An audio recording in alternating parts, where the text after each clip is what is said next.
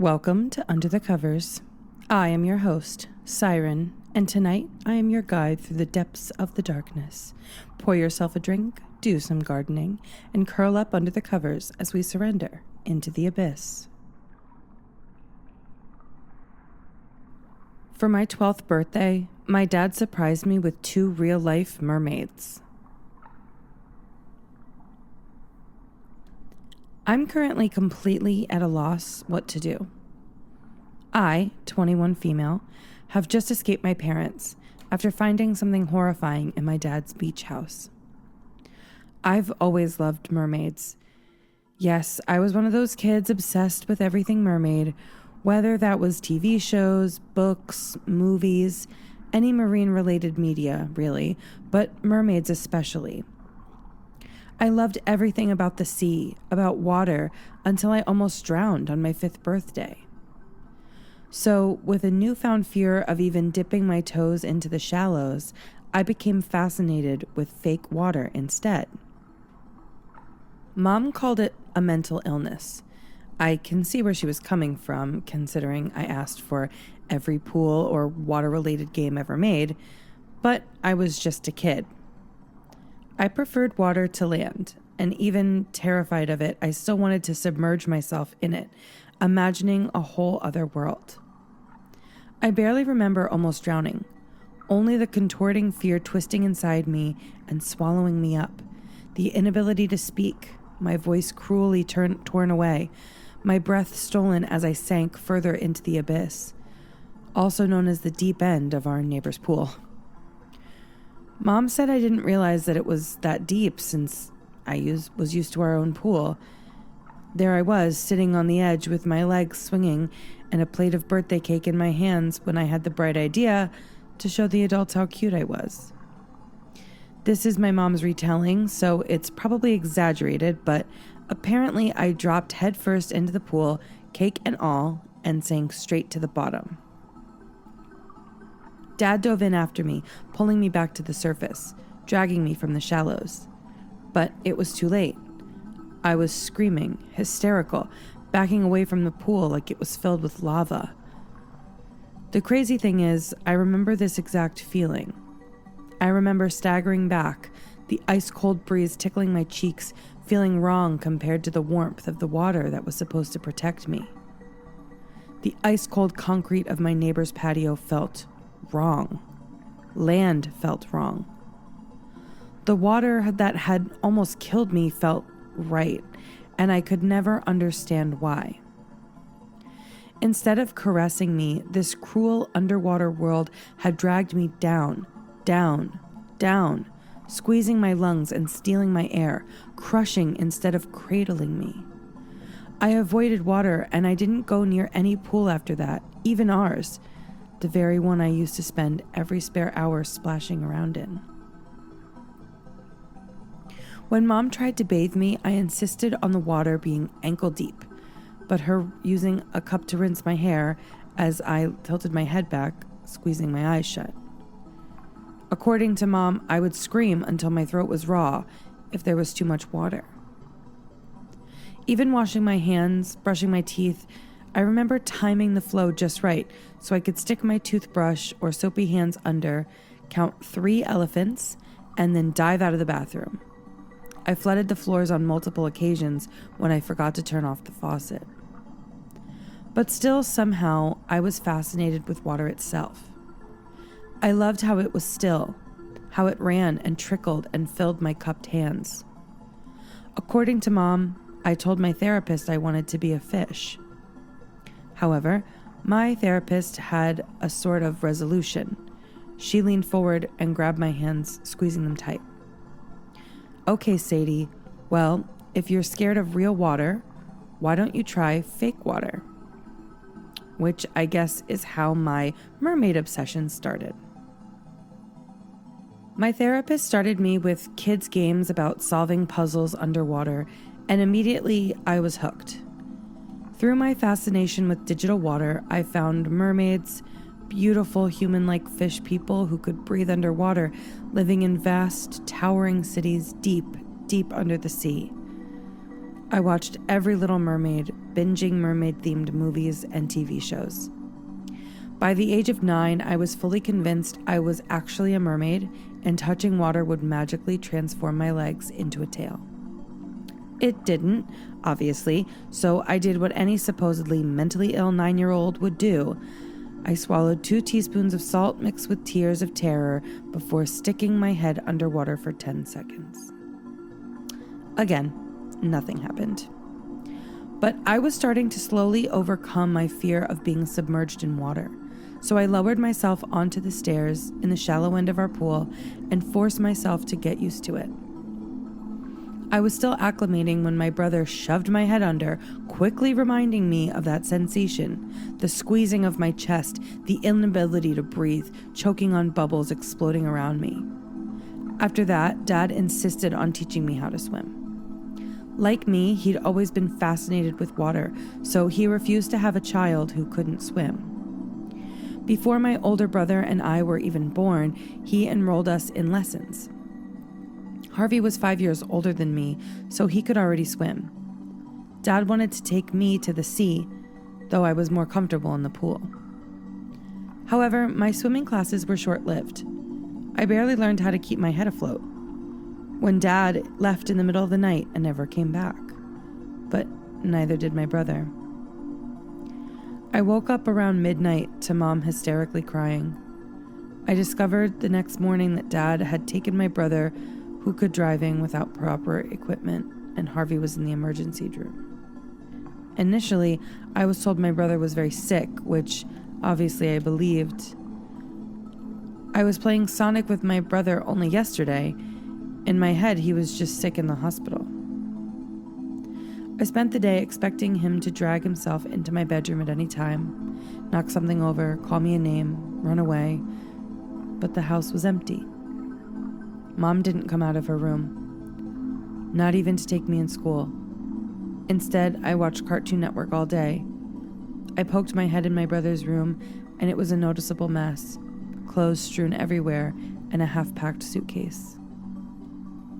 When I asked to see Harvey a few days later, Mom told me he was dead. Brain dead, at least. She explained it the best she could, choking on her words. Harvey had gone too deep, and when trying to resurface, his blood had bubbles and his brain had popped. I don't think she was mentally okay enough to explain to her 9-year-old that her brother was dead. Yeah, no.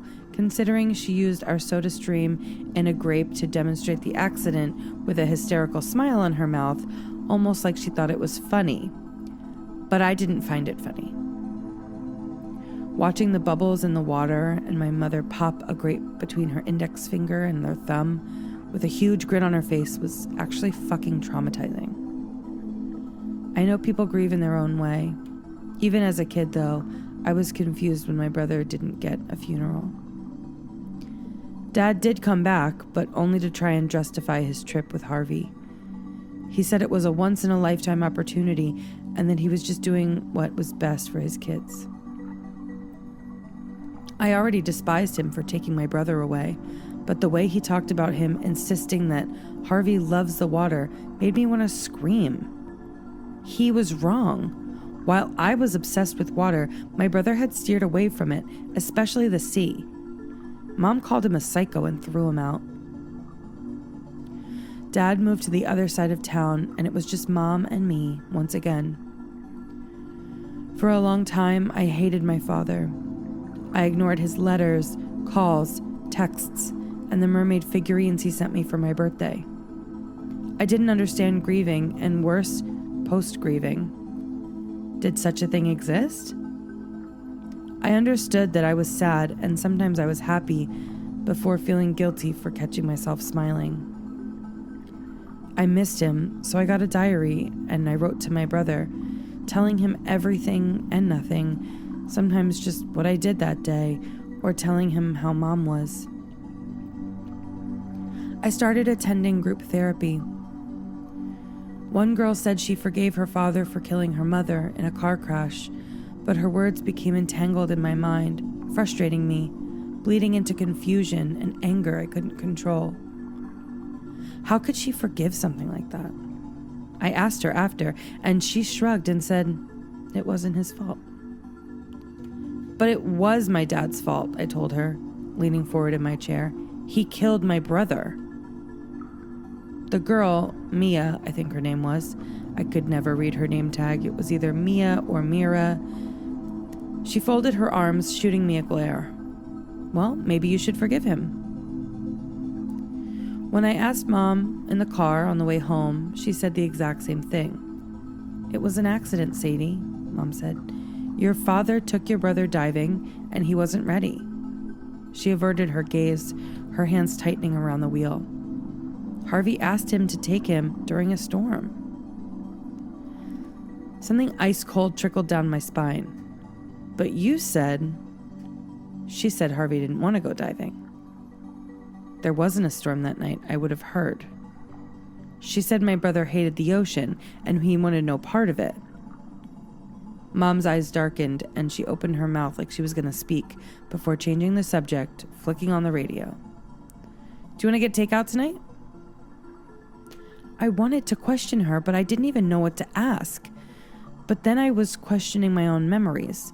Did my mom say what I remembered, or did I mishear her? It took me a long time to realize maybe Harvey's death wasn't Dad's fault after all. After a while of therapy and listening to other kids' stories, I started to wonder if hating him was the right thing to do. Mom was talking to him, civilly at least. The two of them met for coffee every Saturday, and Mom seemed like she had genuinely forgiven him. The other kids asked me if my mom was over Harvey's death, but I guess laughing was inappropriate.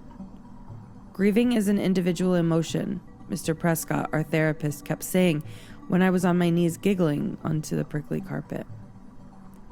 Was my mother over my brother's death? Yes, of course she was. That's what I told my friends, who I made sure stayed far away from our house. Mom was fine. I told everyone.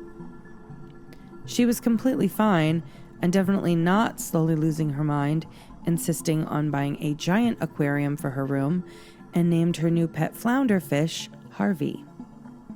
Mom isn't crazy, I told myself, which became my mantra. She just had her own way of grieving. Besides, I did like Harvey. He was pretty cool for a fish, always waiting for me behind the glass when I got home from school. Mom isn't crazy. That's what I told myself, again, when I caught her opening the tank and trying to fish Harvey out of the water to hold him. Unlike other fish, though, he didn't freak out or squirm, instead staying cupped in her hands. So no, I finally admitted to my therapy class, bursting out into tears. Mom definitely wasn't over my brother. I was 11 years old, and my mother was on the brink of a breakdown. She worked all day, every day, and on the weekends, all she talked about was either work or Harvey the fish, pausing often so he could join in on the conversations. Sometimes she asked him, "How's school?" I had to quietly remind her that the fish wasn't actually my brother. I needed something, someone normal. I found normal in the family pool, enveloping myself in my comfort zone. Over the years, I taught myself how to swim, envisioning my tail again. In my mind, I could swim away from my family and never go back. Unfortunately, I was old enough to know mermaids weren't real.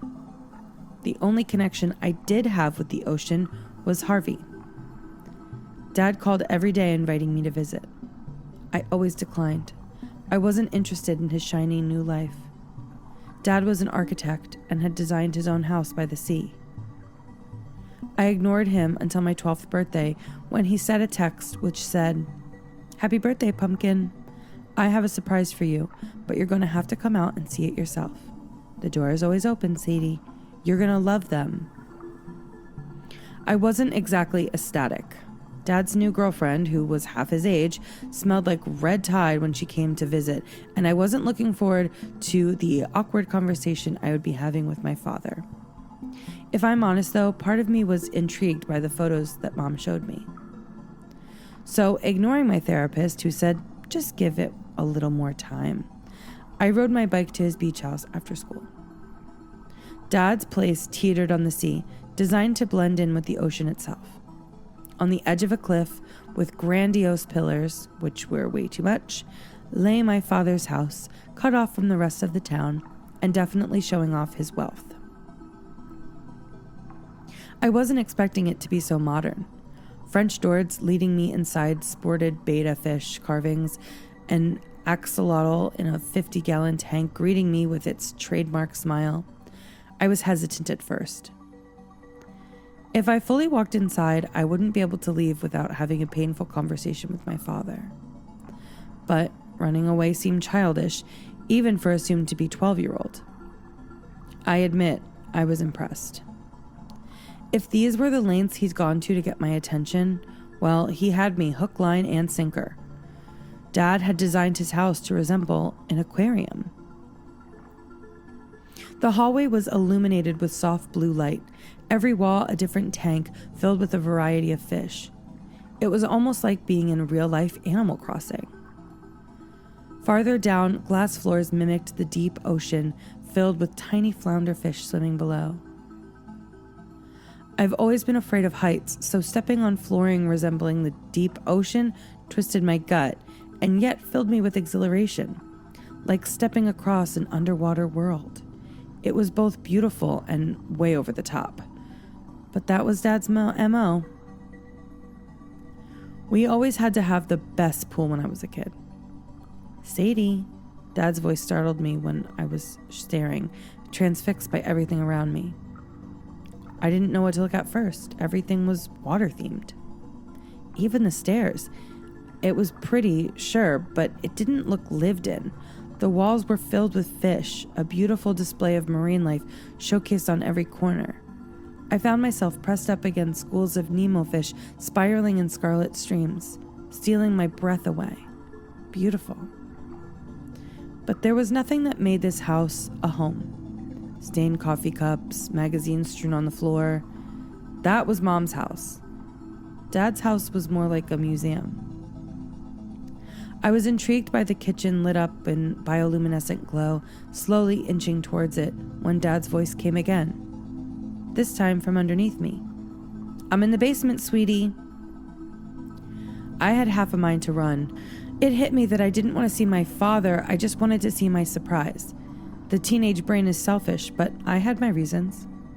Still though, I found myself drawn to the basement, my sneakers making smacking noises on the steps.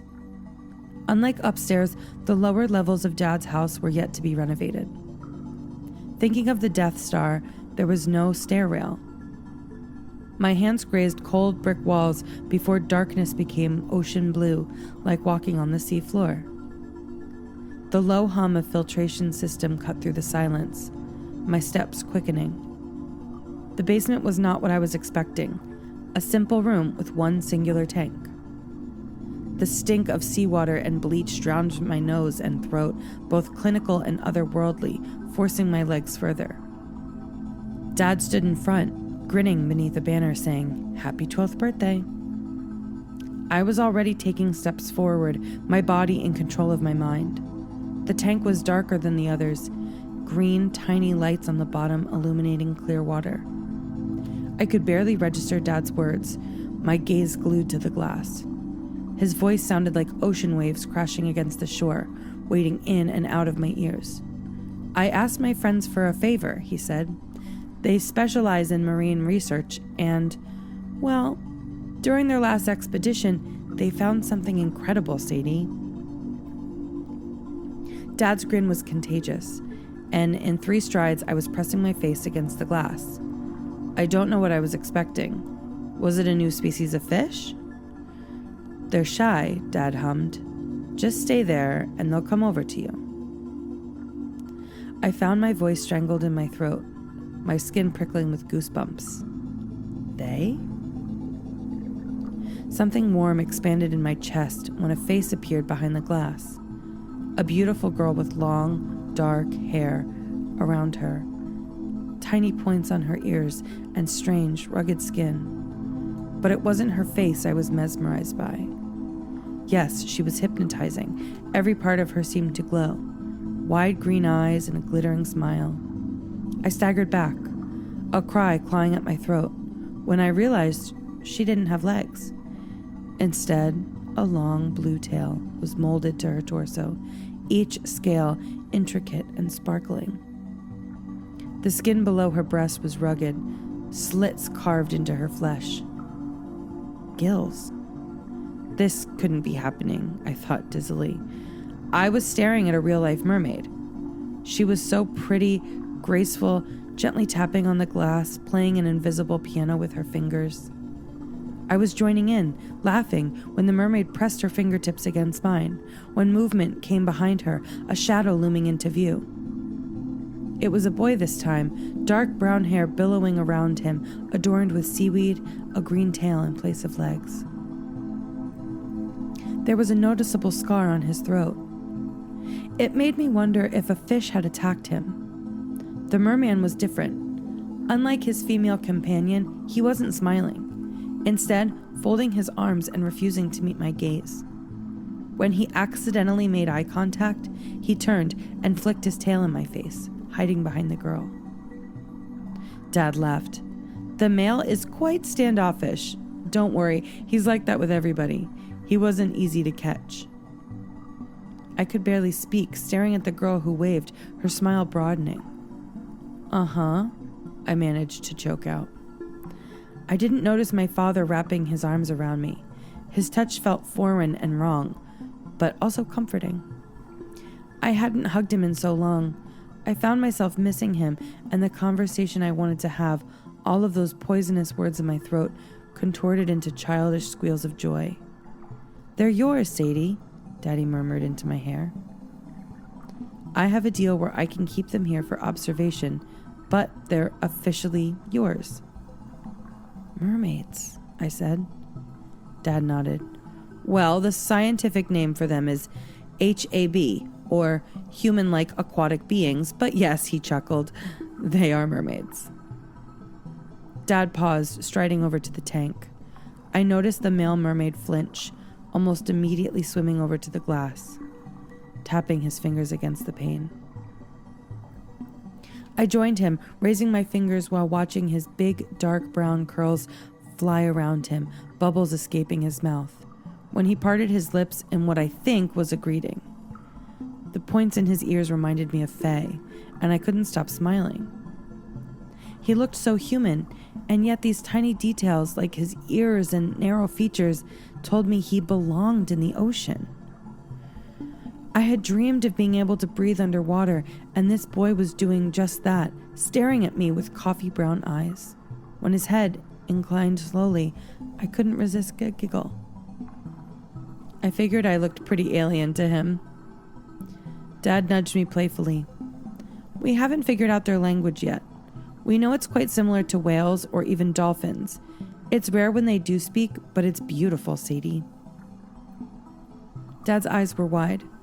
It's almost like they're singing the melody of their world, the songs of their people. I prodded the glass, and the merman copied, his lips curling into a scowl. The female mermaid swam over, shoving him out of the way.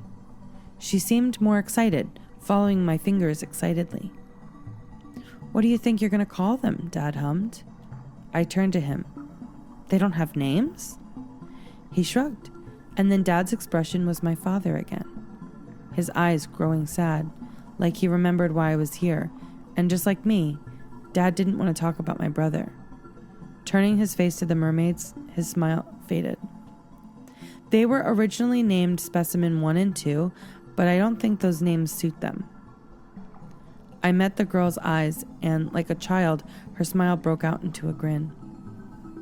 While she was wide-eyed and smiley, the male mermaid folded his arms, carefully tracking me with his gaze, lip curled, like he could sense me thinking up names. I traced the glass, the seaweed entangled in the boy's hair, almost resembling a crown. I half wondered, giddily, if the male was a prince. "Fallon," I said without thinking, and to my shock, he rolled his eyes. Dad cleared his throat. "The male seems to have remarkably similar characteristics to a human male," he said. "His paperwork suggests he copies human expression." I moved on to the girl, who was playful, tapping her fingers against the glass. Ara. The girl nodded excitedly, copying my smile. Dad was hesitant this time to touch me, instead clapping me on the shoulder. I think she likes her name, he said, heading to the door. Ella's making pasta. If you want to join us, no pressure, sweetie. Dad left me with the mermaids, and admittedly, the first thing I did was jump up and down like, well, a 12-year-old. I ate dinner with Dad and his girlfriend that night, and I waited to have the talk, but it never came. In fact, when I visited the following weekend, everything I wanted to tell him was suffocated by these beings in the basement. I spent hours with the two of them, talking to Era about everything from school to my worries about my mother. She would nod and try and listen, her eyes wide like she could understand me.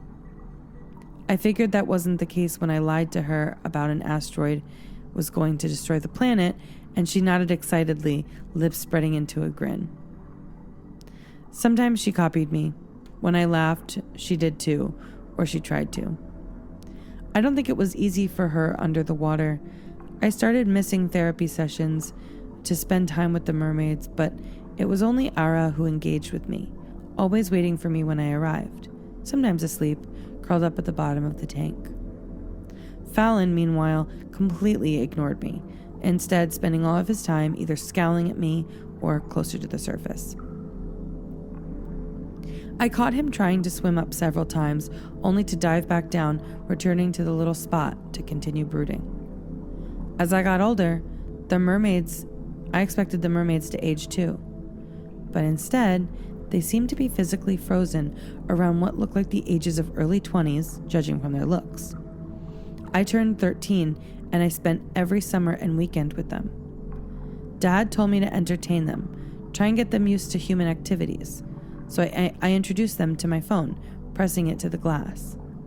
While Arya seemed impressed, but literally everything, Hallen did his signature eye roll as if saying, "Oh wow, it's a weird device with a light. I've already seen one." Dad did say that the male mermaid was talented at mimicking human expression, so I figured Fallon had seen a phone. So in my quest to impress the stubborn merboy, I showed him a TV show. And then my Nintendo 3DS. He didn't seem interested in the TV, but his eyes lit up when I showed him Pokemon. I think it was the bright colors, but his eyes seemed glued to the screen, following my little character. I made an unspoken pact with him. I showed him Pokemon, playing with him every time I visited, and he stopped with the scowling and the rolling of the eyes. Fallon didn't stop being an asshole, but every time I stepped into the basement, it was him who was waiting, eagerly, his face pressed up against the glass. When he saw me, the merman leaned back, pretending he wasn't waiting for me. I showed him a new game, Zelda, and he surprised me with the smallest of smiles, his eyes glued to my screen. Ara sometimes joined us, but she grew bored easily, either falling asleep or swimming up to the surface. After introducing him to video games, Fallon was a lot more animated. I was 14 when I dragged myself once again to Dad's beach house. It was my first year of junior high, and I had nobody to talk to about the mermaids. When I visited them, Fallon was on the surface, leaning against the side, his head comfortably nestled in his arms. I noticed the tank was open, so it must have been feeding time. Every day around 5 p.m., Dad opened the tank, dropping in what looked like mutilated fish guts and little flakes. Fallon always ignored the food, while Ara immediately dove for the fleshy entrails, stuffing them in her mouth. Fallon needed a little coaxing, so Dad thrust a long metal pole into the water, gently nudging the merman towards the food. That day there was no sign of my father, and both mermaids were on the surface. Fallon with his head in his arms, and Ara looking lost, her eyes wide. It was the first time I had seen her without her excited little grin. Fallon must have sensed me since his head jerked up when I dropped my backpack on the floor. This was the first time I'd seen him fully on the surface, but when he locked eyes with me, I realized he was panting, struggling to breathe, his fingers gingerly prodding his throat. The air must have been hurting him, I thought. He wasn't used to our air, so why was he insistent on staying on the surface? Stupid boy. I made my way over to the tank, and to my surprise, he swam over, sticking his head over the side. Fallon made a choking sound, and I understood he was trying and failing to mimic our language. He tried again, his eyes strained, lips parting, but no words came out, only strange guttural noises I could almost mistake for words. This happened twice. The second time, the tank was half shut, but Fallon broke the surface when he saw me come in, parted his lips, and tried to speak, seemingly frustrated with his inability to mimic human speech. He tried again, and this time, I could see he was visibly struggling to stay on the surface. Ara, to my confusion, pulled him back under the water, and to me, pointed upwards. I did my best to communicate with her, just like my dad told me. I had to speak with my hands instead of my mouth. "You want me to open the tank?" I said, motioning upwards. "Sadie." Dad joined me, carrying a bucket of entrails. He dumped the food into the tank and shut the lid all the way, flashing me a smile. "I know they're pretty to look at, but they're also dangerous."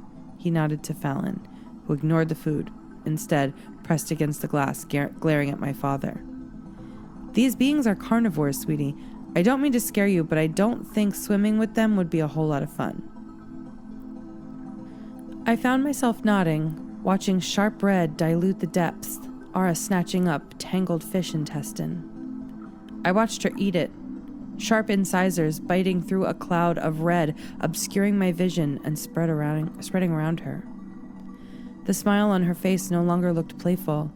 She looked happy to be eating, and something ice cold trickled down my spine. When her eyes met mine, this time not with curiosity, but something else entirely, something I was in denial of. After that day, I guess I started to grow up. The mermaids in my dad's basement were beautiful, yes, but all signs pointed to them also trying to lure me in on their tank. Dad didn't say they will eat you, but he did supervise my visits from then on, making sure I kept my distance. The two of them didn't change, but my childhood fantasy of friendly fish people darkened to a more plausible reality.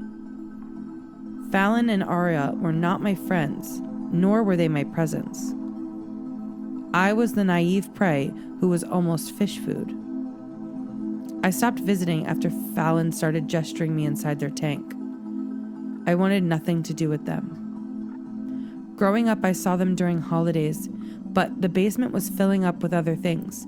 My dad's belongings, my toys from my childhood. I saw them once before college, the two of them slamming themselves against the tank when I walked in. I couldn't tell if they were excited or hungry. Ara's eyes were almost sad, her lips parting as if to say, "You left us." Fallon tapped the glass, cocking his head. I noticed his scar was bigger. Maybe Dad accidentally caught it when he was coaxing the mermaid into his food. I think Fallon knew it was a goodbye. He didn't understand the concept of college, and I wasn't going to try and explain it to him. I left them like that and never went back. Over these years, I've wondered if Dad had released them back into the sea. Ever since I left home at 18, I've been flying to and from college every couple months due to a respiratory condition that came out of nowhere. I thought it was mold in my college dorms, but when I moved to another room, I still found myself waking up, choking on air like my lungs refused to work. Numerous scans informed me I'm completely healthy, and all the doctor can give me is an inhaler. I was supposed to meet with a specialist in town anyway, so I figured I would pay Dad a visit. I headed back to the Dad's beach house with the excuse to pick up some old trinkets I left behind. There was no sign of him, so I let myself in, making my way down to the basement. Dad had changed the lighting to a duller blue, and immediately I was comforted with the familiar stink of salt water and strong bleach that smelled right. The stairs were wet, I noticed, slowly making my way down to the basement. The tank was still there, illuminating in dazzling blue, but it was bigger. I saw Ara before she saw me. I noticed a change in her. She wasn't smiling. Instead, the mermaid's eyes were alert, her fingers tapping against the glass. "Hey," I greeted her, a cough I couldn't control taking over. Ara jumped, startled, when I knocked on the glass. Her gaze found mine, and something twisted in my gut. Her expression was wild, contorted, not what I remembered. When she pointed upwards for me to open the tank, I shook my head, biting back the urge to say, "Nice try." I could tell she hadn't eaten yet. The tank was fresh, so my dad was yet to feed them. "Where's Fallon?" I asked, remembering how to talk with my expression. Ara didn't respond. With a stoic face, she pointed upwards again. The absurdity of me talking to my childhood mermaid friend sent me into fits of laughter, which became a coughing fit. When I splurted out a cough, her eyes widened, and I swore her gaze flicked to my torso. With the mermaid mostly ignoring me, I went in search of my trinkets I left behind in one of the towering boxes filling the basement. I was looking for my music box and an old mermaid figurine Harvey had given me for my 5th birthday. I found myself going through memory lane, diving into boxes of old toys and my endless collection of mermaid memorabilia. Shoving aside holiday decorations, I stuck my hands into another box, pulling out a folded dress. The dress was cute, but I didn't remember wearing it. I thought maybe it was Elle's, but it was too small. Elle was a curvy woman. Throwing the dress aside, I pulled out cargo shorts, this time, followed by a short-sleeved band t-shirt and Lakers cap covered in dust. With the clothes in my hands, I had a sudden hysterical thought that these were my brother's clothes. But he was dead. He died when I was 9 years old. I could feel my hands start to tremble, digging deeper into the box. This time, a backpack with a tiny Pikachu attached to the zipper. I went through it, pulling out workbooks and crumpled schedules, a bottle of water, and a crumbling sandwich covered in mold. Opening the workbooks, I flicked through the pages of intricate handwriting. A stress toy was at the bottom of the pack, collecting dust. I could sense my breathing starting to accelerate when my hands grasped a bright green handbag filled with makeup, a dead phone, and a laptop. But it was right at the bottom of the box where I found the nail in the coffin that sent bile shooting up in my throat. 2 college IDs. The first, neat and looked after, on a red string, belonged to scowling 20-year-old English major Matthew Whitman.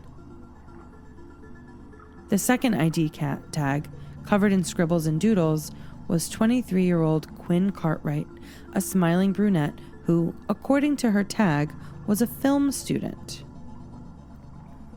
The tag slipped out of my hands, and I puked, heaving up my mediocre dinner. Ara and Fallon. These beings in the tanks were not mermaids, they were human. Before I could stop myself, I grabbed the clothes again, the dead blood and noticeable smears of red on the collar, and the cargo shorts, torn and bloodied when I turned them inside out. I don't even remember standing up.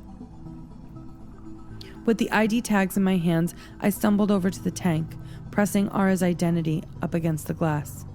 But she didn't even recognize herself, slowly cocking her head to the side. This hurt, a pang in my chest, physically squeezing my lungs. This time, I opened the tank, and the girl broke the surface. She didn't speak because she couldn't, instead flailing her arms. I thought back to the scar on Fallon's throat, and I felt sick to my stomach. Instead of speaking, Ara pointed to the door, her eyes wide and desperate. "It's okay," I told her calmly. "Where's Fallon?" When her eyes narrowed to slits, I caught myself. "Matthew," I corrected quickly. "Where is Matthew?" Before she could respond, my father's voice sounded from upstairs, followed by what sounded like muffled screaming. Ara's head snapped to me when the muffled screaming grew closer, my father's footsteps following. I could hear the sound of something wet hitting the concrete, like a tail. Ara pointed towards the box, and I understood, diving behind the door. The wet slapping noises continued all the way down the stairs before my father appeared, a bloody apron over jeans and a shirt, dragging along a figure. It was another guy, lying on his stomach, blood spilling from his lips and nose, streaking down his bare torso.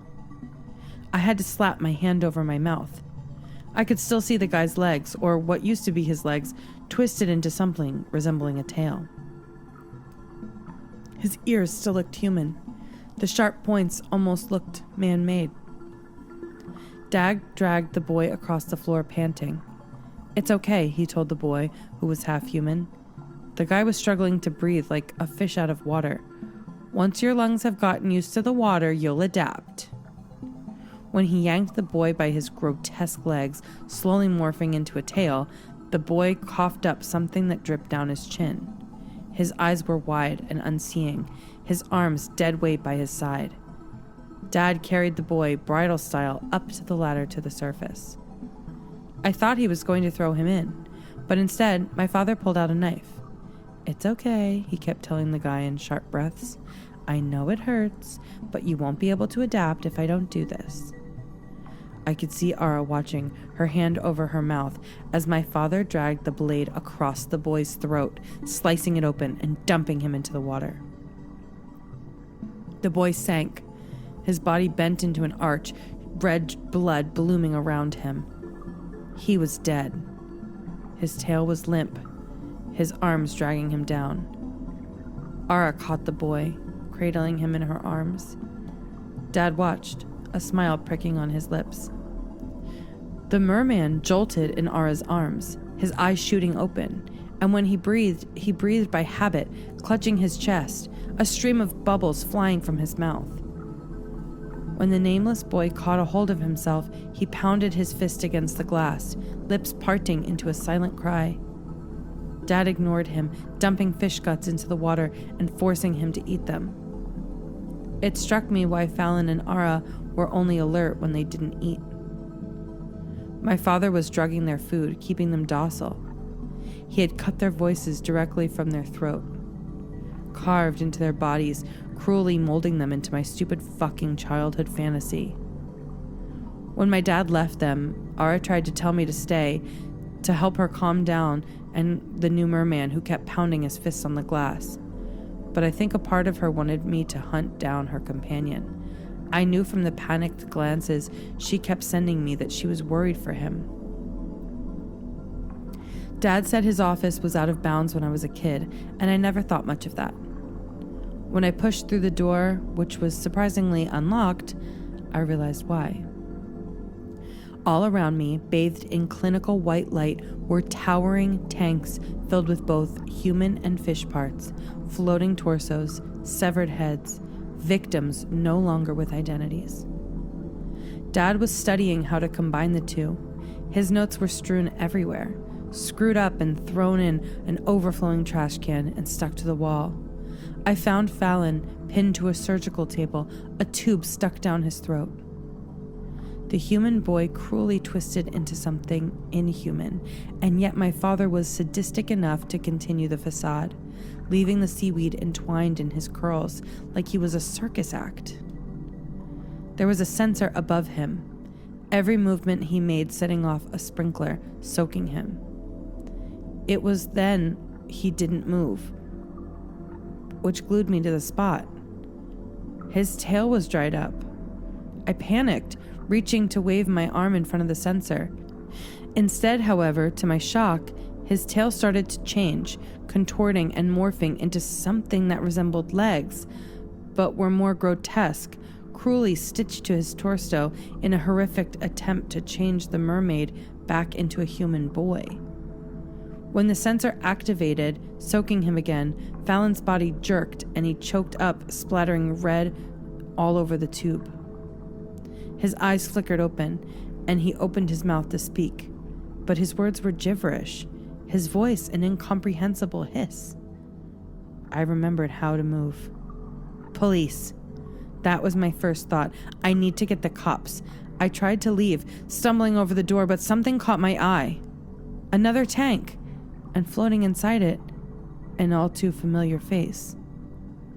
But he wasn't supposed to be so limp, so wrong, so unmoving. Harvey's body had long since decomposed, and yet pieces of flesh still remained. Still my big brother, and yet his body wasn't. Cruelly ripped apart and stitched together, a mutilated fishtail attached to his torso. His skin was covered in mismatched scales, like a virus taking over, shredding him apart, only leaving a slimy green tinged substance coating him. Harvey was dead. But the thing stitched to him, entangling, decomposing flesh, was still alive. I got out of there and the house in 4 single breaths. I ran home. I woke up yesterday unable to breathe, this time choking up blood. Mom wasn't there. When I stepped into the shower, I pieced together my thoughts and what exactly I was going to tell the cops without sounding crazy. But when my fingers grazed the skin of my torso just below my breast, I could feel 3 singular gashes in my skin. Feeling the other side, there they were, splitting my flesh apart, warm to the touch, and yet somehow feeling natural. I can't believe I'm saying this, but being in the water feels better. I can finally breathe.